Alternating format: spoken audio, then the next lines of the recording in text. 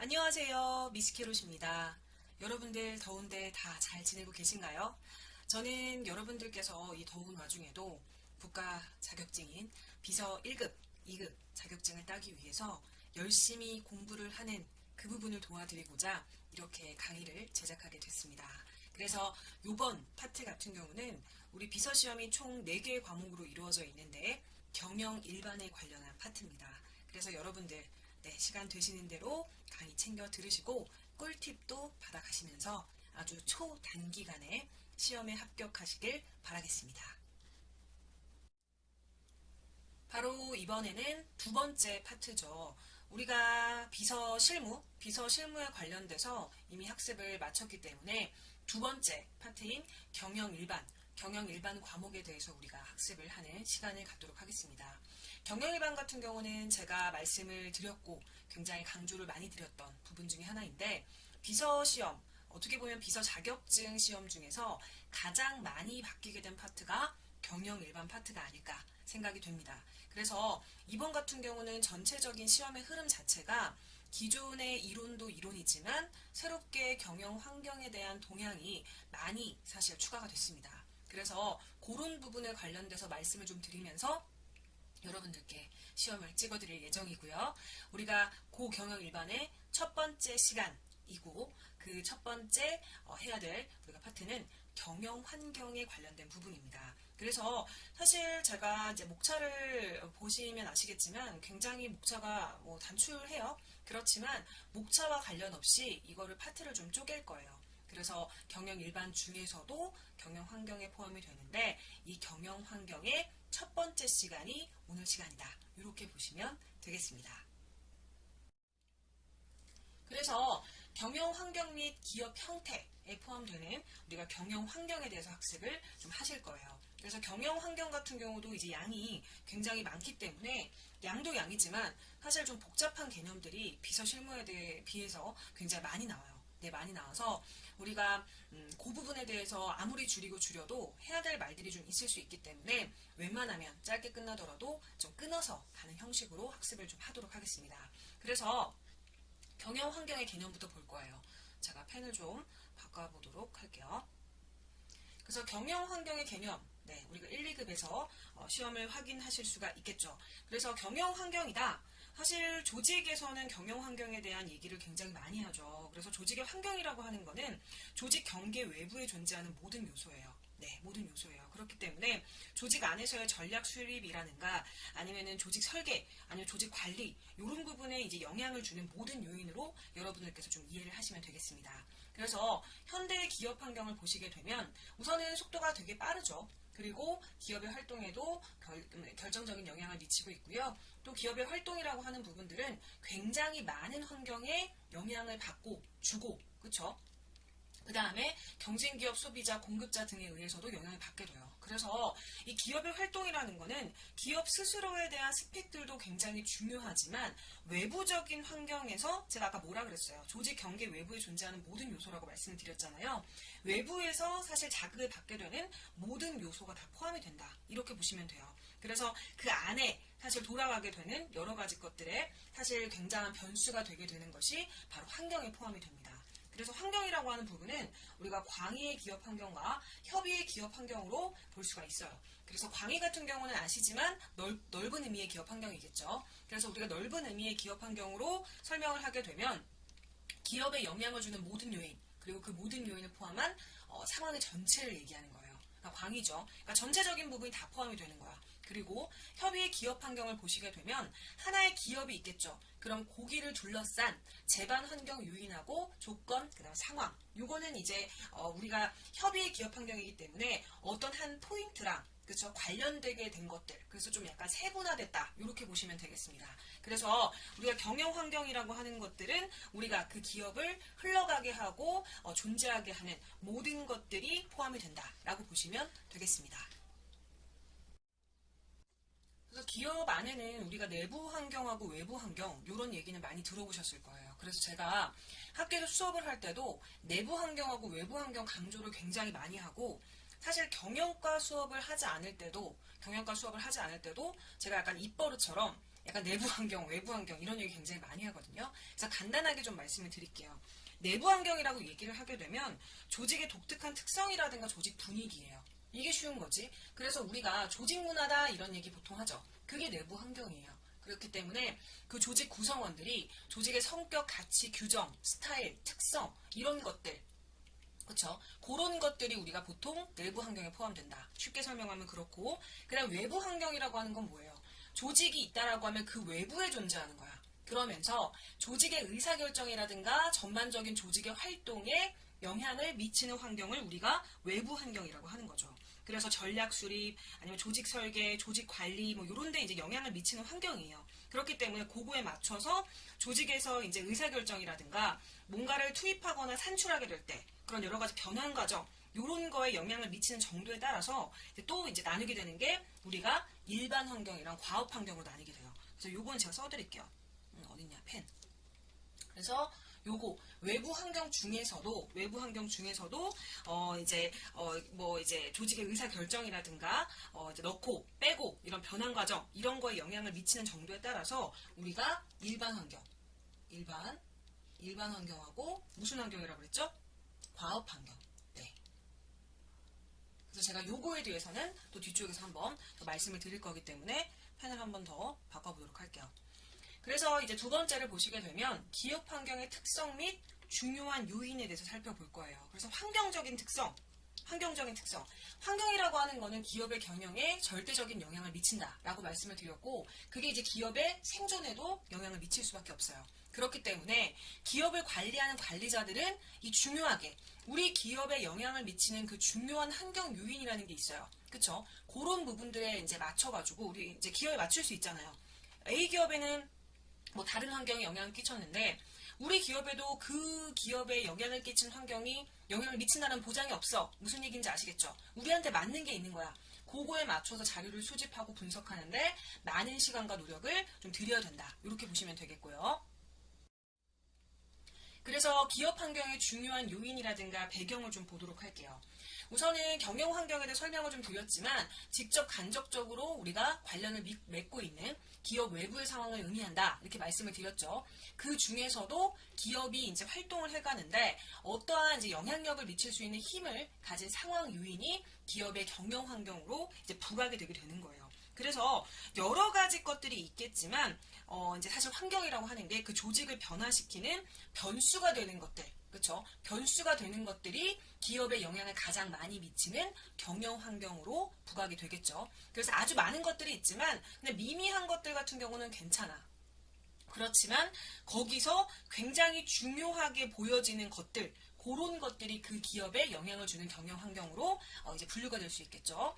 그리고 경영 환경이라고 하는 거는 기업이라든가 그 경영 활동에 굉장히 광범위한 영향력을 행사하게 되는데 우리들이 기업을 하나의 개방 시스템으로 간주한다면 경영 환경은 아까 말씀드렸듯이 투입, 그 다음에 전환 과정, 그 다음 산출 뭐 이런 측면에 걸쳐가지고 지대한 영향을 미치고 있어요. 그렇기 때문에 제가 아까 말씀드린 게 뭐예요?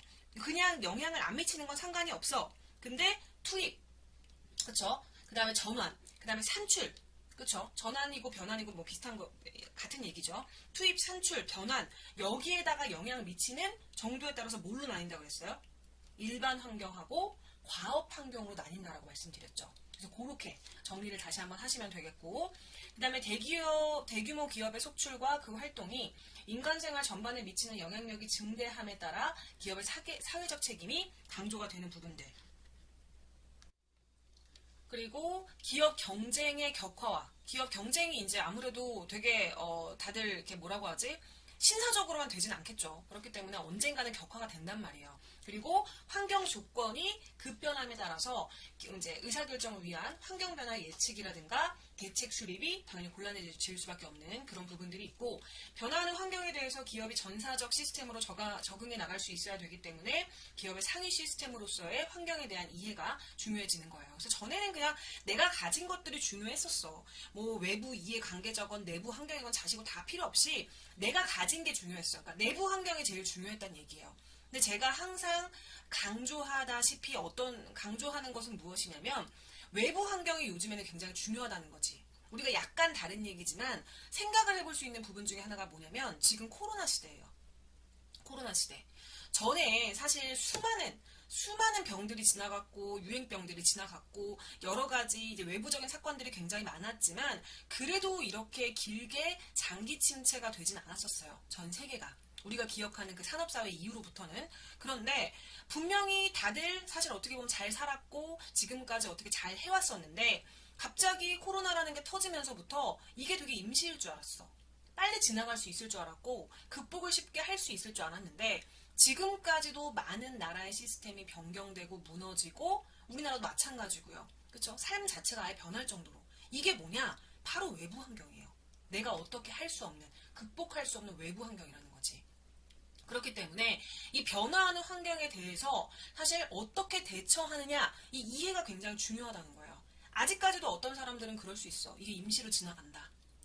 마치 이 코로나 시대가 이제 뭐 어떻게 보면 지나가고 나면 내가 2년 전에 나의 삶의 형태로 다시 돌아갈 수 있다라고 착각할 수 있겠지만 이제는 좀 쉽지 않다라는 거지. 코로나 시대 전으로 돌아가면 좋죠, 당연히. 저도 당연히 바라고 있습니다. 그렇지만 그때에 비해서 사람들의 생활 환경이라든가 여러 가지 것들이 너무나 많이 바뀌었고요. 생각보다 사람들이 지금 이러한 환경에 적응하고 있다는 사실이에요. 무슨 얘기인지 아시겠죠? 그래서 이 환경, 외부 환경과 이 이해는 너무나 중요하고 앞으로도 계속 화두로서 나올 그런 부분들이다. 이렇게 보시면 되겠고, 그리고 기업이 대량 생산 체제에서 각종 오염 물질이나 유해물을 다량 배출하게 됨에 따라 환경 오염에 대한 인식이 중요하게 됐죠. 그래서 요거 같은 경우 되게 중요해요. 그래서 기업에서 환경 대응 관련된 팀들이 따로 이제 사실 대기업 같은 경우 있을 정도로 이 환경에 대한 인식이 굉장히 중요한 사실 그런 부분들이죠. 그래서 이 기업 환경의 중요한 요인이라든가 배경에 대한 부분들은 여러분들께서 제가 말씀드리는 강의에 대한 부분들도 있지만 사실 경영 과목이 제가 많이 바뀌었다고 전에도 말씀드렸잖아요. 그게 뭐냐면 사실 환경이 바뀌었어요. 외부 환경이 바뀌었어. 이 학문을 둘러싸고 있는 외부 환경이 바뀌었다는 얘기예요. 너무 시대가 빨리 변해. 전에도 빨리 변한다고 했지만 지금은 더 빨리 심하게 변하고 있어요. 그렇기 때문에 여러분들의 책에 나오는 부분들만 사실 시험에 나올 거라고 생각하시면 안 돼요. 특히나 경영, 일반에 대한 부분들은 계속 트렌드를 반영할 수밖에 없다라는 거예요. 그래서 여러분들께서는 경영 과목을 공부하시면서 그 외부에서 동향에 대한 부분들도 분석을 하시고 관심을 갖고 보셔야지 이 경영 일반에 대한 과목을 별 문제 없이 시험을 보실 수 있을 거예요. 그렇죠? 저도 중간에 추가가 되는 부분들이라든가 새롭게 반영되는 트렌드라든가 이런 부분들도 계속 말씀드릴 거지만 여러분들도 각자 자기가 좀 알아보시는 게 좋겠다 말씀을 좀 드릴게요. 그리고 이제 기업 환경의 분류를 좀 보도록 할게요. 그래서 기업 환경은 앞에서 말씀드렸듯이 일반 환경하고 과업 환경으로 분류가 됩니다. 그래서 우리가 일반 환경이다 이러면 모든 외부 환경을 포함하는 거예요. 그래서 경제적 환경. 우리가 경제적 환경 뭐예요? 경제적 환경 뭘 경제적 환경이라 그래요? 기업이 이제 속하게 된 경제 성격이라든가 방향에 관련된 거예요. 예를 들면 우리가 GNP, 그렇죠? 그래서 뭐 산업 구조라든가 물가 수준 변화. 그래서 우리나라 이제 국내 안에서 국민 경제 환경, 그렇죠? 아니면 뭐 환율, 그렇죠? 아침마다 그 환율 체크하시는 분들 있으시죠? 주식하시는 분들. 그래서 환율 변동이라든가 국제 자본이 어떻게 이동이 되는지, 그리고 외국의 생산 구조라든가 이런 국외의 경제 환경, 그렇죠? 그런 부분들을 우리가 보통 경제적인 환경이라 그래요. 이거는 뭐에 영향을 미쳐요? 기업의 경영 활동 방식에 영향을 미치겠죠. 활동 방식에 이거 좀 써드릴까? 잠깐 보자. 경제적 환경 같은 경우는 뭐에 영향을 미친다? 기업의 경영 활동 방식. 경영 활동 방식. 방식에 영향을 미치게 된다는 거예요. 그래서 이제 기업이 속한 경제의 성격이라든가 방향을 반영하기 때문에. 무슨 얘기인지 아시겠죠? 두 번째는 문화적 환경이야. 문화적 환경. 문화적 환경 같은 경우는 뭐예요? 이거는 이제 기업에서 그 외적 환경 구성원들이 그들이 갖고 있는 그런 여러 가지 것들이 있어. 문화적이라든가 생태적이라든가 아니면 뭐 인구 동태적이라든가 아니면 뭐 종교적 뭐 여러 가지 것들이 있겠죠. 그거에 맞춰가지고 이제 신념도 다르고 가치도 다르고 뭐 의견, 태도, 뭐 생활 방식 다 다를 거란 말이에요. 그런 거를 얘기하는 거야. 그래서 성별도 포함이 되고 뭐 연령, 뭐 국민성, 소득 수준, 소비 구조 이런 거 다 포함하는 게 문화적 환경에 포함이 되는 거예요. 그래서 기업 이제 외적 환경 구성원들. 그래서 그 사람들이 다 자기에 맞춘 여러 가지 자기의 라이프 사이클, 라이프 스타일, 뭐 상황들 이런 부분들이 다 모두 문화적 환경인 거야. 그 각자 가진 것들. 그 다음에 기술적인 환경. 기술적인 환경. 기술적인 환경은 뭘까요? 신제품 개발. 신제품 개발이라든가 아니면 기존의 제품이 있는데 뭐 개선이 된다든지 아니면은 제품의 뭐 그 제조 공정이라든가 유통 뭐 이런 개선, 그쵸? 그래서 이런 것들 다 포함하는 거예요. 그래서 기술적 요인이 이제 변화하는 여러 가지 것들에 대해서 이제 관련된 거라서 뭐 정보기술, 특히나 요즘에 이제 정보기술에 대한 얘기를 많이 하게 되는데 정보기술 같은 경우는 상호작용 방법이라든가 조직 설계에도 영향을 굉장히 많이 미치게 되는 그런 부분들이 있죠. 그래서 보통 우리가 일반 환경은 경제적 환경, 문화적 환경, 기술적 환경 이렇게 얘기하는데 이거 말고도 또 있어요. 이거 말고도 뭐가 있냐면 우리가 잠깐만 외부 환경, 우리 일반 환경 여기에 이제 세 개를 써놨잖아요. 세 개 써놨는데 요거 말고도 영향을 많이 미치는 게 뭐예요? 정치적 환경이야. 네, 정치적 환경이라서 정치적 환경은 뭐예요? 예를 들어서 기업이 이제 완벽해 그리고 외부 환경도 어느 정도 제한을 했어. 그런데 나라마다 상황마다 정치적으로 환경이 구성이 되잖아요. 우리나라도 사실 뭐 야당이다 여당이다 왔다 갔다 하면서 엎치락뒤치락 하면서 환경이 바뀌게 되는데 그거에 맞춰가지고 이제 기업의 이익을 옹호하게 되는 뭐 시대가 올 수도 있고 아니면 제약을 하게 되는 시대가 될 수도 있어. 그렇죠? 아니면은 이제 특허에 대한 법이라든가 아니면 정부 뭐 보조 정책이라든가 아니면 뭐 여러 가지 뭐 소비자 환경 보호 뭐 이런 여러 가지 법규들이 있을 거잖아요. 그런 것들에 맞춰가지고 변화하는 환경이 우리가 바로 정치적 환경이라고 얘기를 해요. 오케이? 그리고 또 뭐가 있냐면 자원에 대한 환경이 있어. 자원에 대한 환경이 있어요. 그래서 이건 뭐냐면 기업이 있다라고 하면은 기업이 회사만 딱 차리면은 기업이에요? 아니잖아. 그쵸? 여기에는 사실 이제 노동시장, 그러니까 인적시장이라고 얘기를 하죠. 노동시장도 있고, 그리고 이제 기업을 이제 사실 구성하는 것 중에 재무적인 부분이 있어. 아까 주식 얘기도 잠깐 했었지만, 주식이라든가 금융시장. 그 다음에 이제 아까 우리가 기업이다 이러면은 제일 먼저 생각하는 게 이제 물적인 부분을 생각하잖아요. 그러니까 뭐 부동산이라든가 뭐 원자재, 부자재, 그치? 그래서 그런 거에 관련된 우리가 환경을 자원 환경이다. 이렇게 보통 얘기를 합니다. 그래서 우리가 일반 환경이라고 하면은 정치적, 그다음에 자원 환경, 경제적 환경, 문화적 환경, 기술적 환경 요렇게 정도로 볼 수 있을 것 같아요. 오케이? 하다 보니까 빨간색 썼는데 형광펜 바꿀게요. 그렇다면 과업 환경이 뭐냐? 과업 환경. 과업 환경이라고 하면은 경영 활동의 수행에 정기적으로 영향을 미치는 일부분의 환경 요소래. 일부분의 환경 요소. 그래서 이거는 무슨 얘기냐면 전략 수립이라든가 목표 달성을 위해서 이제 의사결정에 직접적으로 영향을 미치는 환경을 우리가 보통 과업 환경이라고 얘기를 해요. 그래서 이거는 환경이 이제 불확실하게 되는 그런 것들을 구성하게 되는 좀 요인이 되기도 해요. 그래서 과업 환경은 좀 조심해야 되지. 이건 무슨 얘기냐면은 대놓고 영향을 준다는 얘기야. 대놓고. 그래서 첫 번째부터 시작해서 쭉쭉쭉 나왔지. 뭐 주주, 딱 보시면 알죠. 경쟁자, 채권자. 방해하잖아. 방해할 수 있잖아. 유통업자, 소비자, 매스미디어.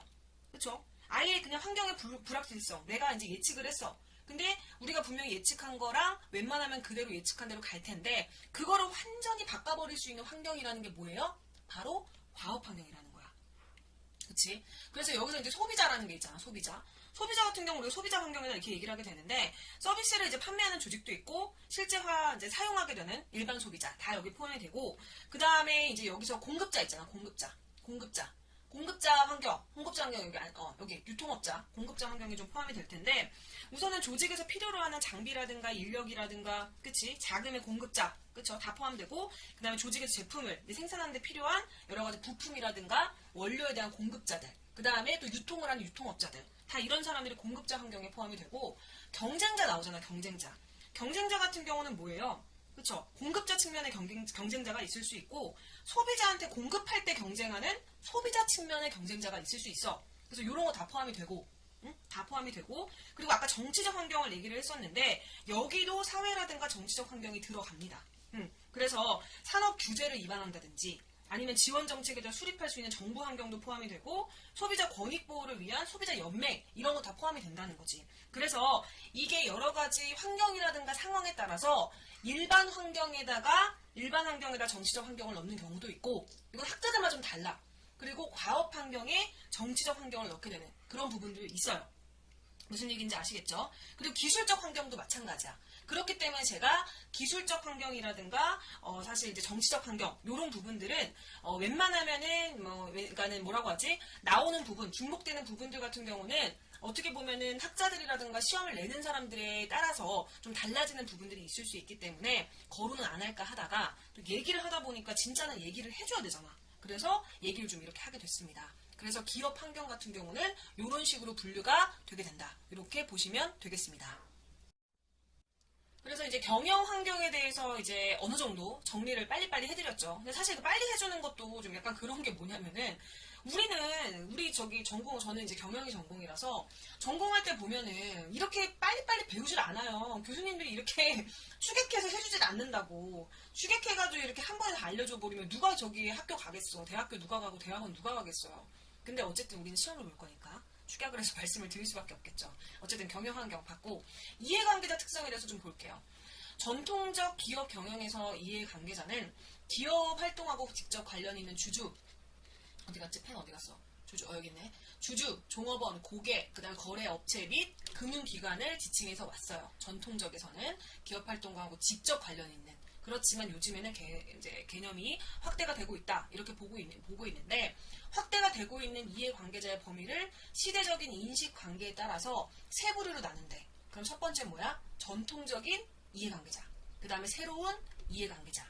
그 다음에 잠재적 이해관계자. 이렇게 볼 수 있는 거예요. 그래서 전통적인 관점에서는 기업 활동으로부터 얻어지는 소득이라든가 수익에 관심을 가지는 재무적인, 뭐 이게 당연하잖아. 기업이 사실 존립하는 첫 번째 이유이자 목적이 뭐예요? 돈 때문에 돈 안 벌려면 그 기업이라고 할 수 있어요. 물론 비영리 집단도 있지만 사실 이것도 디테일하게 들어가려면 한도 끝도 없어요.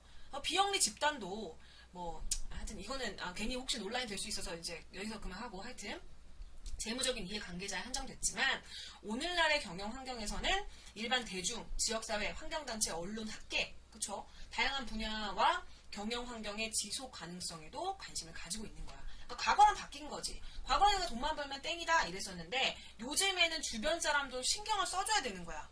외부 환경을. 이 사람도 어떻게 될지 몰라. 이 사람들이 불확실성을 준단 말이야. 환경의 불확실성을 구성하는 주요한 요인이 돼. 우리가 아무리 완벽하게 기업을 꾸려가지고 짜잔 해도 조직 전략 수립이라든가 목표 달성에 이 사람들 이런 환경들이 불확실성을 구성하게 되는 주요한 요인이 되기 때문에 그쵸? 일반 대중부터 그 다음에 학계까지 그래서 이런 부분들까지 요즘에는 다 신경을 쓰게 됐다 이렇게 보시면 돼요. 무슨 얘기인지 아시겠죠? 이제 경영 환경하고 지식에 대해서 좀 살펴보도록 할게요.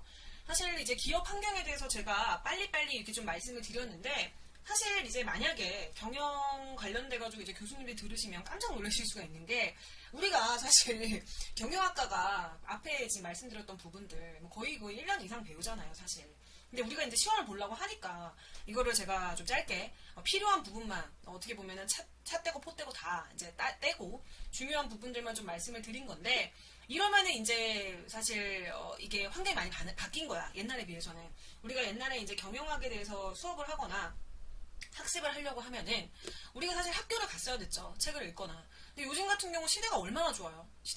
유튜브에서 다 말해줘. 다 말해주고 다 알려주고 그치. 그래서 눈 감고 침대에 누워가지고 그냥 말하는 것만 들으면 내 머릿속에 책이 다 들어와. 그런 시대라는 거죠. 그래서 사실 전통적인 교육의 개념이 많이 없어지긴 했어요. 많이 없어지긴 했고 저도 전통적인 교육의 개념으로 여러분들한테 학습을 하는 그런 부분들이 아니고 그래서 어쨌든 우리가 시험을 합격을 해야 되기 때문에 합격을 할 만한 부분에 대해서만 좀 말씀을 드릴게요. 그래서 기업 환경 말씀드렸고 이제 경영 전략에 대한 얘기를 좀 해야 될 필요가 있어요. 사실 제가 이제 경영 전략 경영 전공인데 이게 또 사실 쉽게만 얘기할 수 있는 부분은 아니야. 그리고 너무 좀 뭐라고 하지? 날티나게 말을 할 수밖에 없어요. 그렇다고 이거 오리지널 다 처음부터 갖다가 다 하기에는 우리가 이게 목적이 대학교를 다니는 게 아니라 시험을 합격하기 위한 것이 목적이기 때문에 저는 역시 그쵸? 앞에 히스토리 다 떼고 중요한 부분만 말씀을 드릴 수밖에 없다라는 거 좀 이해를 부탁드릴게요. 그래서 과거에는 기업 내부의 효율성 제고만으로 그쵸? 아까 제가 말씀드렸던 거예요. 이걸로 생존하고 발전이 가능했어. 중요해. 주변 것들을 왜 따져. 그냥 우리 회사가 스펙 좋으면 되고 우리만 잘하면 됐단 말이야. 그렇지만 우리가 현재는 어때요? 경영 전략이 필요하다는 거야. 경영 전략이라는 게. 이거를 하지 않으면 같은 아이템 홍수처럼 쏟아지잖아요. 근데 그 와중에서도 우리 회사와 그 다음에 지금 내가 처해진 환경에 맞춘 전략을 사용하지 않으면 그냥 망한다는 거지, 기업이. 그렇기 때문에 그거에 맞춰서 전략을 짤 필요가 있는 것이 바로 경영 전략이에요. 그냥 쉽게 말하면 그런 거예요. 옛날에는 그냥 우리만 잘하면 됐는데 요즘에는 환경적인 부분이 급속하게 변하는 수준이 아니라 대응 자체가 불가능해. 그러니까 우리 회사 내부 사정에 대해서 잘 파악을 하고 그거를 또 외부 사정에 어쨌든 간에 콜라보를 해가지고 맞게 경영 전략을 안 짜면 아무리 제품이 좋고 서비스가 좋아도 안 팔려. 기업이 존립할 수가 없다는 얘기예요. 무슨 얘기인지 아시겠죠? 그래서 경영 전략.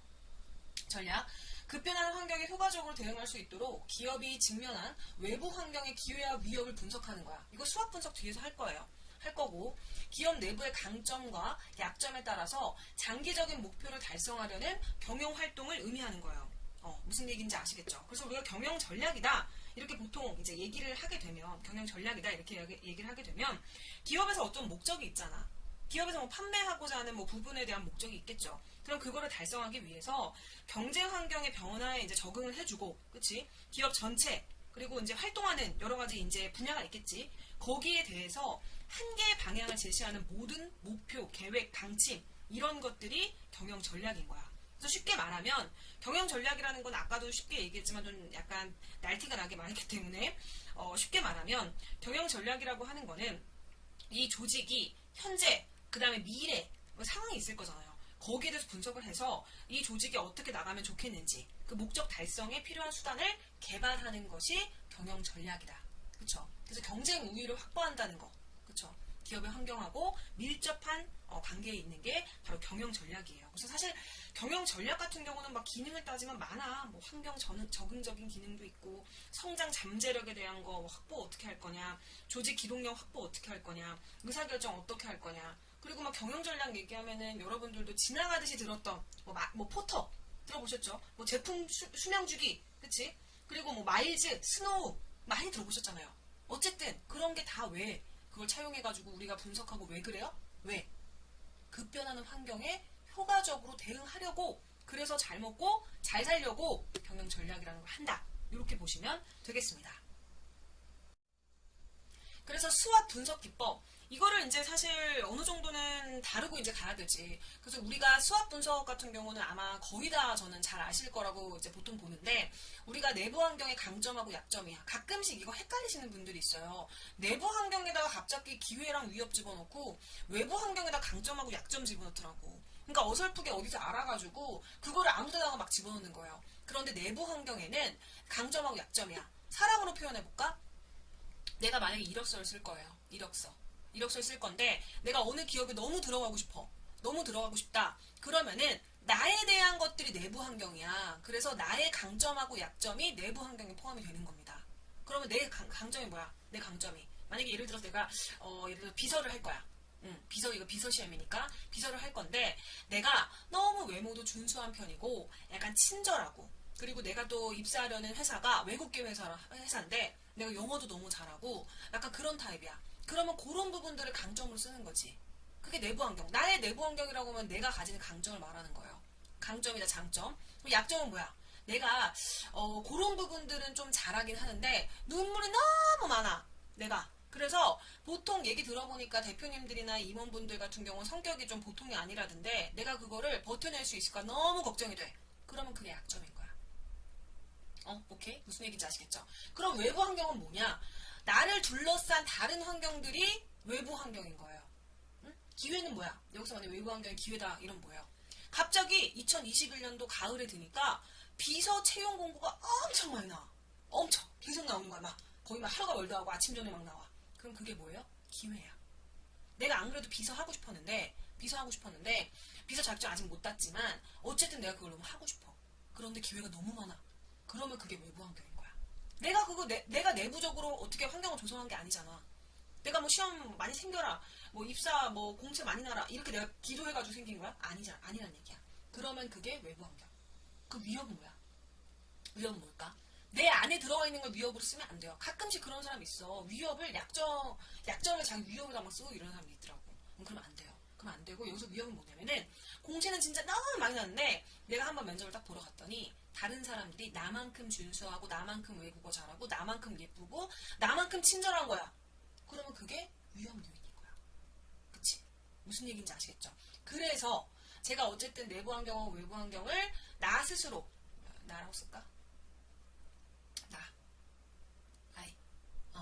나를 기준으로 해서 제가 설명을 좀 드렸어요. 그래서 이런 부분들을 해서 경영 전략을 수립하는 방식이 수학 분석 기법이에요. 너무 쉽죠? 너무 쉽잖아. 어려운 게 없어요. 그래서 외부 환경, 외부 과업 환경하고 일반 환경. 그래서 기회라든가 위험 요인을 넣는 거야. 그리고 기업 내부 과업 환경이야. 나 스스로 I. 그래서 강점하고 약점을 이해해줘야 돼. 그래서 요것도 하고 요것도 분석해가지고 경영 전략을 수립해주는 거죠. 그래서 위기에 대처하기 위해서 내부의 강점을 활용하면은 안정적인 성장 전략이 되고, 그리고 약점하고 외부의 기회를 활용하기 위해서 내부의 약점을 보완하게 되면 인재 확보 전략이 되고, 그 다음에 내부의 약점 때문에 외부의 위험 요인을 만약에 극복하기 어렵다. 그러면 철수를 해야 돼. 내가 예를 들어서 아까 약점 뭐라 그랬어? 눈물이 많다 그랬잖아. 그리고 위험 요인이 뭐였었어요? 나만큼 스펙이 있는 사람들이 너무 많더라. 그러면은 내가 사이즈를 딱 재봤는데 도저히 난 약간 비서는 아닌 것 같아. 지금 내가 딱 보니까 내부 환경 안 좋고 외부 환경도 내가 극복을 좀 하기가 좀 어려울 것 같아. 나 준비할 때 남들 준비 안 하는 거 아니잖아. 내가 외모 가꾸고 내 스펙 관리할 때 남들이 안 하는 게 아닌 거야. 그리고 나는 눈물로 우선 극복을 할 수가 없어. 그러면 어떻게 해야 돼? 철수하는 거야. 다른 직업 갖는 거지. 여러분들 중에서도 이제 비서이신 분들도 있을 거고, 비서를 하려고 하시는 분들도 있고, 또 경력 단절이 돼가지고 집에서 우리 이제 육아하다가 어떻게 한번 해볼까 자격증 따서 이런 것도 있던데 이래서 공부하시는 분들도 있고, 아니면 순수하게 그냥 간단하게 경영학 정리해준다는데 경영 한번 들어볼까? 이러시는 분들도 있을 거라는 얘기예요. 그쵸? 그렇다라고 했었을 때 여러분들이 아마 아주 다양한 나이대 연령대도 다양할 텐데, 그러니까 지금 성별도 다양하시고 할 텐데, 우리가 뭔가 하려고 했을 때 직업이라는 게 첫 번째 찍은 직업 마지막까지 가지 않아요. 가지 않아. 그렇기 때문에 우리가 직업에 대한 것도 환상도 많이 가져보고 아마 시도도 많이 해봤을 거예요. 그렇지만 우리가 분명히 철수한 그 경험들이 있을 거라고. 근데 그게 아마 그때 당시에는 수학 잘 몰랐다라고 치더라도 아마 이런 상황이 우선은 단계를 밟아가서 내가 철수를 했을 거라는 거지. 그걸 포기했을 거라는 거야. 내가 너무 열심히 했는데 내부의 약점과 외부의 위험 요인을 극복을 못해서 했을 거라는 거지. 여러분들 중에서 만약에 혹시나 우리가 과목이 4개인데 경영 일반을 먼저 우연히 비서 시험, 자격증 시험 관련해서 경영 일반을 우연히 먼저 듣게 된 거야. 근데 듣다 보니까 재미는 있는데 너무 어려워. 내가 이거 비서 시험 못 볼 것 같아. 내가 내부 약점 뭐야? 학교 다닐 때도 공부 못했어. 예를 들어서. 그리고 외부의 위험 요인 딱 들어보니까 강의가 너무 어려워. 내용이 너무 어려운 거야. 강의는 쉽게 해주는 것 같은데 내가 문제 혼자 풀려고 하니까 너무 힘들어. 그럼 어떡해? 포기하는 거지 뭐 철수 전략. 그래서 여러분들 중에 혹시나 비서시험을 지금까지 만약에 포기했던 어떤 분들이 있으시다라고 하면은 제 강의를 들으면 철수 전략을 사용할 가능성이 많이 없다. 왜냐? 나올 것만 찍어 드릴 거기 때문에. 무슨 얘기인지 아시겠죠? 그래서 어쨌든 수학 분석 기법 말씀을 드렸고, 그 다음에 기업 목적과 이익의 본질. 영내 조직으로서의 기업의 행동 원리는 수익성에 이제 기초를 하죠. 그렇기 때문에 아까 말씀드렸던 기업의 목적은 1차적으로 뭐예요? 이익 극대화야. 남들 잘해주려고 마케팅은 그렇게 할 수 있지. 소비자 마케팅은 그렇게 할 수 있지만 기업이 존립하는 1차적인 사실 목적이 뭐예요? 돈 벌려고 하는 거지. 이익 극대화예요. 우리가 지금 요번에 10% 매출을 했어. 그럼 그 다음에 계획은 12% 하고 싶잖아. 그 광고하고 마케팅 때리는 것처럼 그들이 우리를 막 그렇게 생각한다 이런 개념보다는 어쨌든 기업의 목적이라는 게 기업이 나빠서가 아니라 1차적으로 이익 극대화라는 거죠.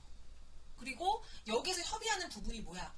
여기 기업에서 제안한 부분과 소비자가 느꼈을 때 그 기업에 대한 필요성 이걸 봤을 때 내가 가치가 있다라고 소비자 입장을 느끼게 되면 그 기업을 이용해 주는 거고, 가치가 좀 없다라고 생각하면 그 기업을 이용하지 않는 거야. 무슨 얘기인지 아시죠? 그 생산 이익은 뭐예요? 적은 비용으로 양질의 제품하고 서비스를 보다 효율적으로 생산하고 유통시키고 이런 부분으로 맞춰서 창출된 이익이야. 그래서 생산활동을 통해서 얻는 이익, 아웃풋, 인풋. 그리고 창조 이익은 뭐예요? 신기술, 신제품, 신시장 개발 등 혁신활동에 의해서 창출된 초과이익. 그래서 이 초과이익이라는 거는 만약에 일반적으로 그 직원들의 입장에서는 어때요? 보너스를 받을 수 있는 이익인 거야. 그래서 어떤 기업이라고는 얘기하지 않겠지만 한 달 전쯤에 굉장한 이슈가 한번 있었어요. 그래서 다 들고 일어났어. 그래서 제가 그거를 이제 뉴스를 봤어요. 어떤 게 뭐냐면은 되게 초과 이익이 많이 났어요. 어떤 기업에서. 그래서 연구원들이 뭐를 기대했냐면 알파를 기대를 엄청 한 거야. 그럼 예를 들어서 알파를 100을 기대했다고 쳐, 연구원들이. 그런데 기업에서 알파를 10만 준 거야. 그럼 연구원들이 기분이 어때? 너무 기분이 안 좋아. 우리가 이 창조 이익 때문에 미친 듯이 일을 했는데 왜 이러냐 이거지. 그래서 이게 이슈가 됐었어요. 사람들은 자기 일이 아니니까 당연히 제끼고 넘어갔겠지만, 그리고 나서 한 일주일 정도 있다가 어떤 일이 일어났냐면 채용 시장에 그 연구원들이 엄청 많이 나오기도 했었지만, 우선 중요한 건 뭐냐면 그 회사에서 구인을 엄청 하더라고. 다 나가겠다 그랬겠지.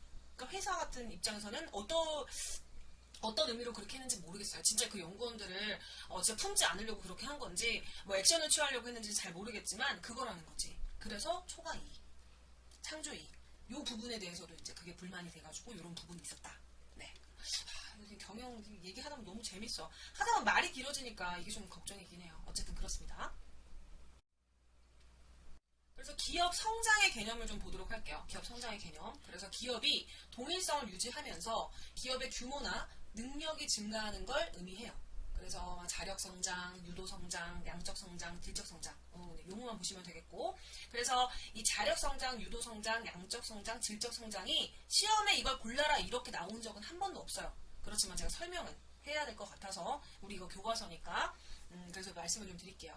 자력 성장은 뭐냐면 기업 내부에 축적된 이 독자적인 자본하고 기술로 성장한 거야. 말 그대로 그냥 풀어놓은 거죠. 유도 성장은 뭐야? 국가 정책이나 기업에서 이제 M&A 같은 거 하죠. 그런 외부 요인에 의해서 성장하는 거야. 유도 성장이 되는 경우들이 있어요. 국가에서 만약에 어떤 산업을 좀 발전시켜야 된다. 그 산업이 많이 죽었다. 그럼 유도 성장을 하는 경우가 있어. 굉장히 혜택을 준다라기보다는 어느 정도 끌어올리는 거지. 끌어올리는 거고, 양적 성장, 기업 규모나 종업원 수의 증가와 같은 성장. 그래서 이제 기업 규모 같은 거, 종업원 수, 우리 뭐 할 때 많이 봐요? 뭐 할 때 많이 봐? 여러분들 솔직히 줘봐요. 뭐 할 때 많이 봐요? 이거 우리가 언제 봐? 언제 봐?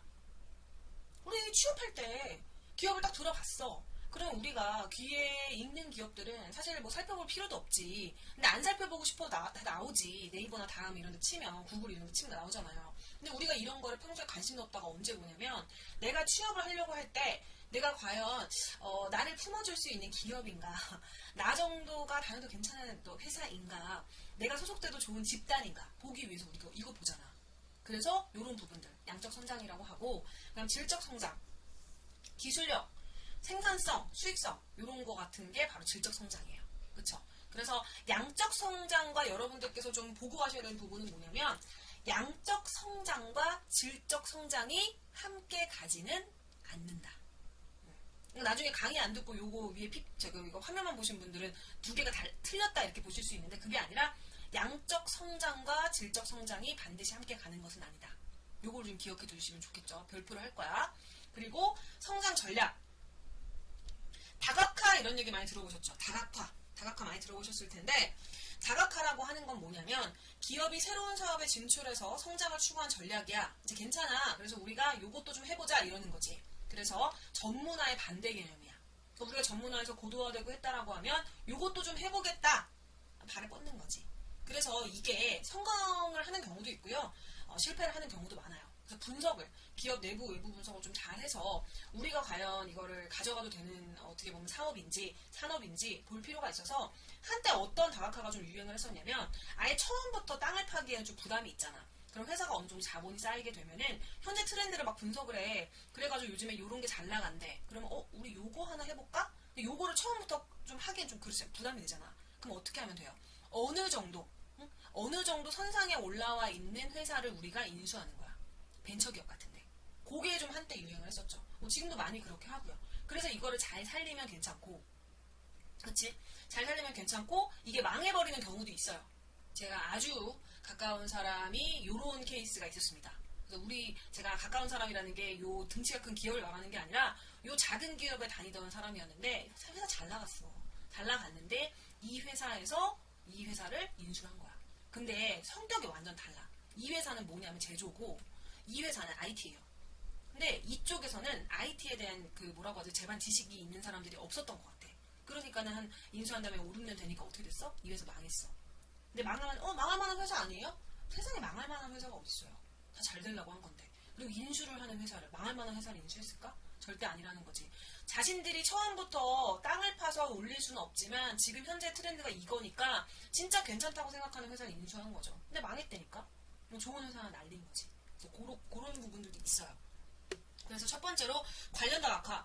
이건 뭐냐면 기존의 사업과 연관성이 높은 신사업으로 진출하는 거야. 그래서 이거는 여러 개의 관련 사업이라든가 시장으로 위험을 분산하는 거예요. 그래서 요거는 단일 제품 전략에 이제 단점이 있을 수 있는데 그거를 이제 극복하려는 전략이야.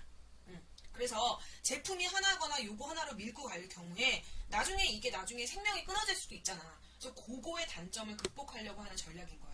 그래서 몇 개의 사업을 동시에 관리함으로써 우리가 이제 간접 비용도 절감해주고 여러 사업체의 강점이라든가 능력을 왔다 갔다 하면서 활용할 수 있고 뭐 TFT도 해서 붙였다 뗐다가 할 수 있는 거. 이게 관련 다각화. 사실 다각화를 이렇게 쉽게 설명하진 않아요. 교수님들이 이렇게 쉽게 설명하진 않고 되게 어렵게 하면서 이거 1학기를 끌고 가. 네, 저도 이해하는데 사실 시간 한 10년 전, 20년 전에 요거 이제 이해하는데 시간 많이 걸렸는데 설명하려고 하니까 또 약간 좀 허무하네. 내가 배웠던 것들이 이렇게 쉽게 설명이 된다는 게 뭐 그런 부분이고 그 다음에 이제 수평적. 이건 동일한 사업. 수평이라는 말이 말해주잖아요. 여기서 신규 제품 도입하는 거야. 그리고 수직적은 뭐야? 전방 관련 다각화랑 이건 소비자에 해당되는 거고 후방 관련 다각화 이건 공급자 입장인 거고 수직적이니까. 그리고 비관련 다각화 이건 뭐냐면 기존의 사업과 연관성이 낮은 새로운 사업에 진출하는 거야. 아까 제가 말했잖아요. 여기 아까 뭐라 그랬어?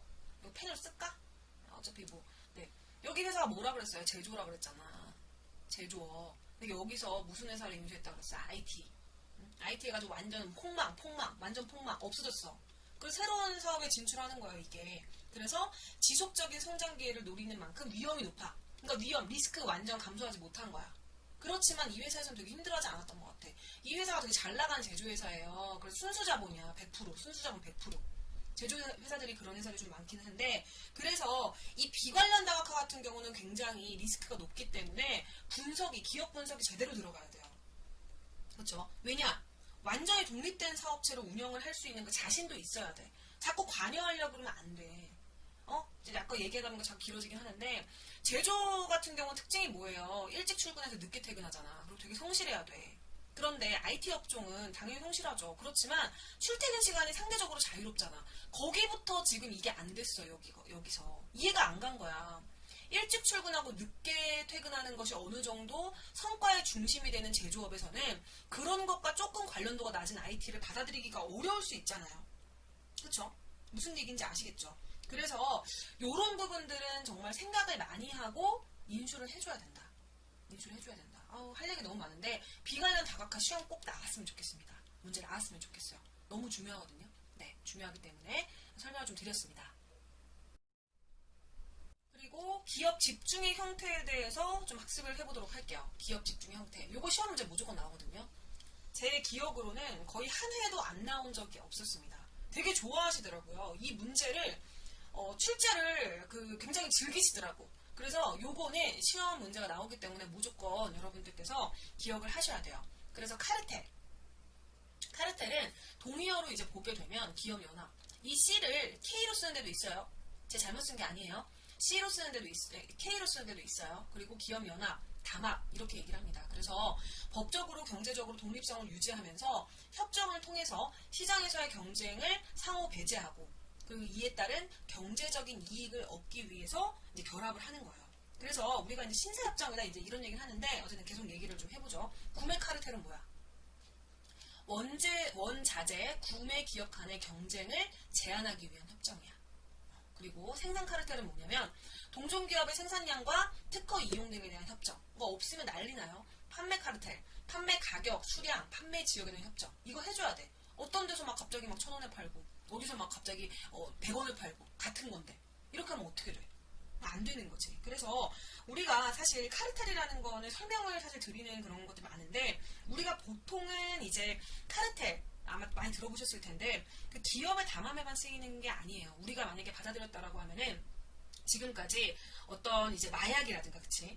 조직 범죄 단체들이 마약 생산, 뭐 유통, 판매 이런 것 때문에 힘합치는 거, 그치? 아니면 우리가 정치 얘기할 때 특정 지역에서 그 이권 가지고 막 다투잖아. 그런 것들로 우리가 카르텔. 그래서 우리는 이제 카르텔이라는 용어 자체를 한국에서는 파벌 뭐 이런 의미로 이제 사용하기도 하는 그런 부분 중에 하나기는 하죠. 그래서 사실 이 카르텔이라고 하는 부분들은 뭐냐면 어떻게 좀 하면 좋을까? 자유경쟁을 어떻게 보면 배제하는 거야. 그걸 우리가 아까 이제 신사협정이라고 얘기를 보통 하게 되는데, 이제 공동행위를 그것 때문에 하는 거지. 그래서 그 감행하게 된 기업이라고 하는 거는, 기업들 같은 경우는 법률이라든가 경제적으로 이제 독립적이고, 그 다음에 이제 협정에 의한 결합이잖아요. 그쵸? 그렇기 때문에 그 자주성하고 결합 용이성을 가지긴 한데, 이 결합력이 굉장히 약해. 그러니까 누구 한 상황이 좀 달라지거나, 어떻게 보면 이익이, 어떤 더 큰 이익이 생긴다 이렇다라고 하면은 카르텔 같은 경우는 해체가 되는 거야. 그래서 어떤 얘기가 있냐면 카르텔은 반드시 깨진다는 얘기가 있어요. 그래서 제가 아까 이제 조직 범죄 단체들이 이제 마약류 생산하거나 뭐 이런 거 그때 그 깨려면 어떻게 깨요? 누구 한 명이 불면 다 깨지는 거야. 그래서 생각보다 카르텔이라는 거는 좀 잘 깨져요. 그래서 우리가 카르텔 같은 경우는 OPC 카르텔 얘기하는데 그거 말고도 항공 같은 경우도 뭐 이제 그 스타 얼라이언스 이런 것처럼 이렇게 동맹들이 있잖아요. 그쵸? 스카이팀 이런 것처럼 대한항공이 스카이팀이죠. 이게 이제 동맹이거든요. 항공 동맹인데 이게 이제 어떻게 보면은 경제적인 이익이 달라지거나 상황적인 이익이 달라지거나 아니면은 우리가 함께하고 있는 어떤 상황이 좀 미달하는 어떤 기업이 나오게 되면은 그게 깨지게 되는 거야. 그렇죠? 그래서 요거 같은 경우는 카르텔은 시험에 많이 나옵니다. 많이 나와요. 그래서 담합을 하는데 사실 좋은 건 아니죠. 네, 담합을 한다는 것 자체가 어쨌든 자유경쟁을 배제하기 때문에 그게 뭐라고 했죠? 신사협정이라고 했죠? 그걸 배제하기 때문에 그걸로 배제하면서 독과점적인 수익 올리려고 하는 거죠. 그래서 이제 부당하지 웬만하면은 카르텔이라는 것 자체가 그렇지만 카르텔은 언젠가는 깨진다. 깨진다. 그래서 어쨌든 그거에 꽂혔는데 그거보다 더 좋은 게 생기면 거기로 옮기는 게 인지상정이죠. 그래서 왜 가끔씩 남자친구나 여자친구 사귈 때도 보면은 내가 취향이 있잖아. 개인의 취향이 있잖아요. 근데 그 개인의 취향이라고 하는 부분이 이것도 역시 선입견일 수 있겠지만 마음이 아니라 이제 외적인 부분을 보게 되면 그 외적인 부분이 영향을 많이 끼친다. 내가 예를 들어서 누군가 사귀는데 그러면 그 외적인 부분이 내가 현재 옆에 있는 사람보다 훨씬 더 괜찮은 누군가가 나타나게 되면 환승이별이라고 하죠. 갈아타잖아요. 그렇죠? 잘 깨진다는 얘기야. 그런 부분이고 그다음 두 번째는 트러스트예요. 그래서 요거는 우리가 트러스트는 보통 합병, M&A 많이 들어보셨죠? 그래서 이거는 법적으로 경제적으로 독립성을 잃고 하나의 기업으로 합동하는 거야. 하나의 기업이 되는 거야. 트러스트가. 그래서 요거는 시험에 당연히 많이 나와요. 그러니까 기업 집중의 형태 자체를 시험에 나온다고 생각하시면 됩니다. 그래서 카르텔보다 더욱 강력한 시장 지배력과 독점성을 가지고 외부 시장 지배뿐만 아니라 내부의 생산 공정 합리화로 생산비가 절약이 돼요. 당연하겠지. 이건 회사 하나로 합치는 건데, 그치? 그래서 합병은 두 개야, 크게. 그래서 신설합병, 자발적으로 하는 거야. 흡수합병 뭐야? 다른 큰 기업이 작은 기업을 먹는 거야. 이게 흡수합병이에요. 그래서 가끔씩 합병 얘기하면 우리가 그 IMF도 생각해가지고 다 안 좋게 생각하는 경우들이 있거든요. 그러니까 어떻게 보면 우리가 흡수합병만 생각하는 거야. 마치 한 회사가 망해가지고 큰 기업이 작은 기업을 먹는 것처럼 이렇게 생각하시는 경우들이 있는데 그렇지는 않아요. 그렇지는 않고 신설합병이라는 것도 있다는 거야. 있다는 거야. 자본적으로 이제 결합한 거지. 결합한 거지. 그래서 어쨌든 요거 같은 경우는 뭐 많은 이유가 있어요. 그래서 이거는 오히려 이제 자유 경쟁에 대한 부분이, 그러니까 카르텔은 자유 경쟁을 안 한다 그랬잖아요. 근데 트러스트 같은 경우는 뭐예요? 자유 경쟁을 하게 될 경우에 생산 과잉이라든가 가격이 이제 하락되는 그런 부분들이 있는데 그거를 좀 피하고, 그렇지? 그래서 시장이 또 독점이 되는 부분, 그런 이제 부분들 이제 어느 정도 이제 견제하고. 그치? 초과 이윤 획득하려고 하고 이런 부분들로 하려고 하는 게 바로 트러스트예요. 그래서 요거를 우리가 쉽게 생각할 때는 합병, M&A 이렇게 좀 생각하시는 게 좋을 것 같고 그 다음에 콘첼은 법적으로 독립성을 유지하지만 경제적으로는 상호 출자관계에 의해서 종속되게 된 기업 결합의 형태야. 그래서 대기업이 여러 산업에 속하는 기업을 지배할 목적으로 형성되고 수평적, 수직적으로, 다각적으로 이제 결합하기도 한다. 그래서 이것도 아까 카르텔처럼 생산 콘첼은 판매, 금융 콘첼은 이런 식으로 나뉘게 되는 부분이에요. 그래서 이 콘체른이라고 하는 부분들은 뭐냐면은 몇 개 기업이 그치 법률적으로 독립하고 있는 몇 개 기업이 어쨌든 간에 자본적인 부분을 이제 합쳐가지고 지배라든가 종속관계를 형성하게 되는 게 보통 이제 콘체른이라고 얘기를 하게 되는데 카르텔 같은 경우는 이제 독립성 보장하죠. 그렇죠? 그리고 아까 트러스트는 뭐였었어요? 동일 산업군 안에서 기업에 대한 이제 합동이잖아. 그치? M&A이기 때문에 그런 부분들하고 다르게 이제 콘체란 같은 경우는 산업에 걸쳐가지고 아주 다각적으로 독점력을 발휘하게 된 거대한 기업 집단인 거야.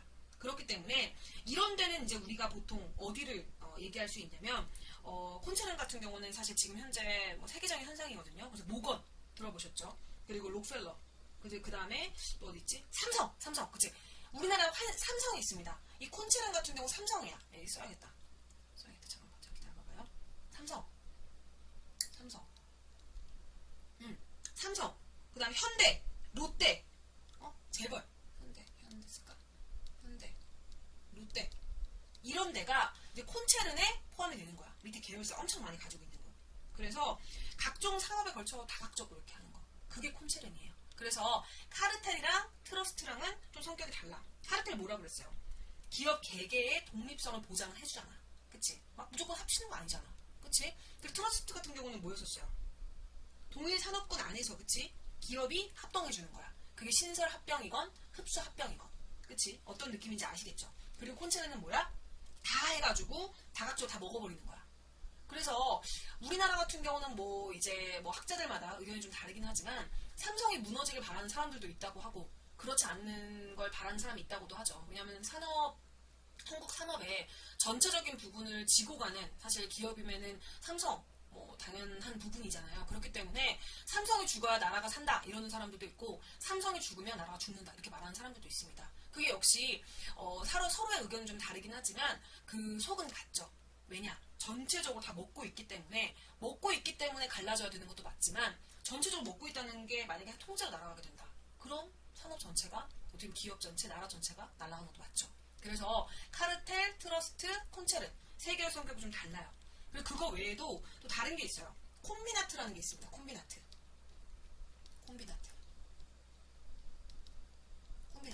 콤비나트 아마 들어보신 적이 있으실 거예요. 요거 같은 경우는 뭐냐면 러시아어로 얘기를 많이 하는 부분 중에 하나인데 연관된 업종이 이제 산업체가 막 모여가지고 그 이제 이루어지게 된 그 공업 단지 요거를 우리가 보통 콤비나트라고 얘기를 하게 돼요. 그래서 석유화, 뭐 제철. 우리나라 같은 경우도 밑에 그 포항 쪽에 가시게 되면은 제철 콤비나트가 있잖아요. 그런 걸 콤비나트라고 해. 그래서 이거를 좀 쉽게가 아니라 비슷한 말로 뭐라고 보통 얘기하냐면 그 클러스터. 우리가 산업 클러스터 이런 얘기 들어보셨죠? 경영학 전공하시는 분들은 아시겠지만 클러스터 아실 거예요. 그래서 클러스터라는 말로 훨씬 더 많이 사용하긴 하는데 콤비나트라는 말이 이제 시험함에서 몇 번 나오기가 시작했어요. 그래서 제가 이거 다룰 수밖에 없는 그런 부분입니다. 그래서 물론 이제 클러스터랑 비슷하게 사용되긴 하지만 제가 아까 러시아에서 공업단지 관련돼가지고 얘기가 나왔다라고 했잖아요. 그렇기 때문에 오리지널은 화학단지를 제일 많이 얘기하는 게 보통 콤비나트예요. 콤비나트. 그리고 이제 아무래도 그 산업에서 관련돼서 클러스터가 가장 크게 형성되어져 있는 부분들이 보통 이제 화학 쪽, 그쵸? 화학 쪽이 많다 보니까 클러스터라는 말보다는 콤비나트라는 말을 많이 사용하는 그런 부분들이 좀 있습니다. 그래서 콤비나트도 좀 기억을 해두시면 좋을 것 같고 요즘에 좀 많이 나오는 것 중에 하나가 뭐냐면은 콩글로머리트, 콩글로메리트 이렇게 얘기하는데 이거 영어라 가지고 콩글로머리트. 콩글로머리트라는 이거는 뭐냐면 복합기업이라는 얘기예요. 그래서 다른 업종 간의 합병인 거야. 트러스트는 뭐였어? 트러스트 아까 뭐라 그랬었어요? 트러스트는 동일 산업군끼리 M&A가 트러스트예요. 그러면은 다른 산업끼리 합치는 게 뭐야? 콩글로머리트야. 그래서 콘크리트 생각하시면 돼. 콘크리트 생각하시면 돼요. 콘크리트. 다른 것들 막 조각조각 돼가지고 속이 섞였잖아요. 그쵸? 그래서 다른 업종 간의 합병으로 만들어진 기업이 콩글로머리트예요. 콩글로머리트. 그래서 콩글로머리트에 삼성도 포함이 돼. 그치? 그리고 제너럴 일렉트릭, GE 그거 다 포함되지. 현대차 다 포함이 되지. 그러니까 복합기업이라고 얘기를 하게 되는 거지. 무슨 얘기인지 아시겠죠? 그래서 여러 가지 용어들이 이제 많이 나오게 되는데 이것 외에도 많아요. 그렇지만 제가 시험에 이제 가장 많이 나오는 것들을 정리해드렸어요. 카르텔, 트러스트, 콘체른, 그 다음에 콤비나트, 클러스트처럼 사용되는 거, 콩글로머리트, 콘크리트 생각하시라고 말씀드렸죠. 그래서 그렇게 정도 기억하시면 되겠습니다.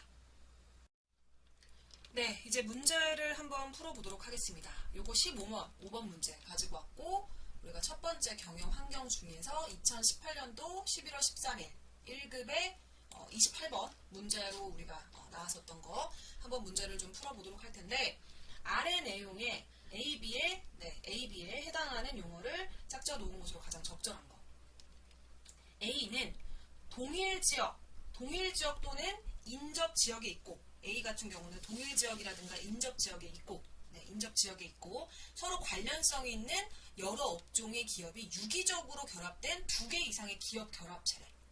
우선은 그러면은 인접 지역에 있대. 인접 지역에 있다라고 하는 부분들은 뭐예요? 제가 인접 지역에 모여 있다 이런 얘기는 뭐예요? 보통 클러스터 얘기하잖아. 클러스터. 잠깐 이거 써야겠다. 우리 보통 펜이 안 켜져. 네, 잠깐만요. 펜이 잠깐 안 켜져가지고 이게 펜을 바꾸려고 하는데, 동일 지역 또는 인접 지역이 있어. 산업 클러스터. 우리 클러스터 얘기 많이 하잖아요. 클러스터. 서로 관련성이 있는 여러 업종의 기업이 유기적으로 결합된 2개 이상의 기업 결합체, 클러스터. 그리고 두 번째 뭐예요? B는 몇 개의 기업이 법률적인 독립성을 유지한대. 그리고 금융적, 자본적으로 결합된 기업 결합 형태래. 이렇게 발음이 안 돼요. 법률적인 독립성. 이러려고 하면 어쨌든 같이, 그치? 계열사라든가, 그치? 계열사라든가, 만약에 계열사에서 문제가 생기게 되면은 다른 계열사에 주고, 또 지주회사에서 계열사에 돈도 좀 뿌려줄 수 있고, 이런 형태여야 돼. 그럼 어떤 형태가 있어요? 콘체른이잖아. 콘체른. 이게 콘체른이에요. 그렇기 때문에 클러스는 우리가 뭘로 얘기할 수 있다고 했죠? 클러스터. 콤비나트였잖아. 콤비나트. 그러면은 A는 콤비나트고 B는 콘체른이에요. A 콤비나트 아니고 뭐야? 이거 틀렸어. 콤비나트, 콘체른. 정답 1번. 문제 쉽죠? 물론 이거를 만약에 우리가 공부를 안 했으면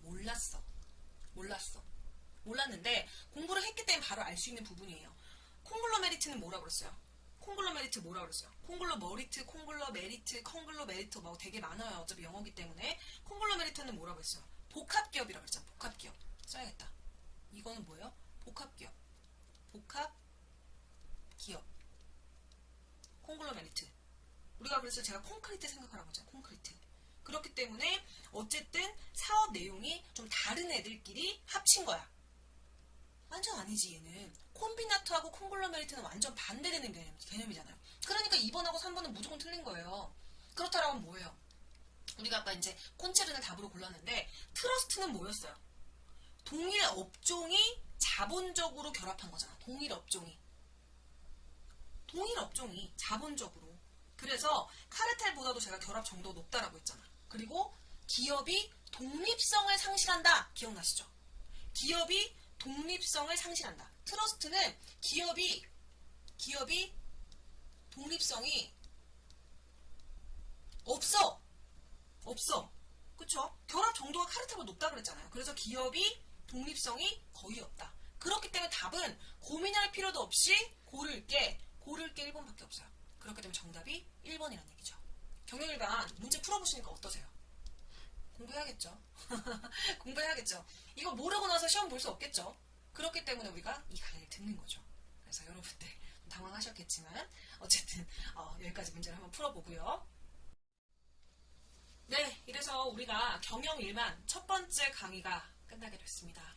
여러분들께서 강의를 들어보신 다음에 어떤 감정이 드실지 제 예측이 너무나 되는데 그렇기 때문에 우리가 열심히 공부를 해야겠죠. 심지어 사실 너무 여러분들께서 좀 우울해하지 않으셨으면 좋겠는 것 중에 하나가 뭐냐면 오늘 배우신 전체적인 것들은 경영학과 학생들이 굉장히 많은 시간을 들여서 배우는 것들을 굉장히 이렇게 줄여서 여러분들께 말씀을 드린 겁니다. 그래서 누군가는 내가 지금까지 이렇게 배웠던 거를 이렇게 줄여가지고 강의를 하다니 이거 사기다! 이러실 수도 있겠지만 우리의 목적은 뭐예요? 시험 붙는 거예요. 네, 시험 붙는 겁니다. 그렇기 때문에 제가 이렇게 말씀을 좀 드렸고요. 잊지 마시고 우리 해야 될 거 뭐예요? 구독, 좋아요, 알림 설정. 네, 잊어버리지 마시고 꼭 부탁드릴게요. 네, 그래서 여러분들을 합격의 길로 안내하게 될 저는 미스 캐롯이었고요. 다음 시간에 뵙도록 하겠습니다. 고맙습니다.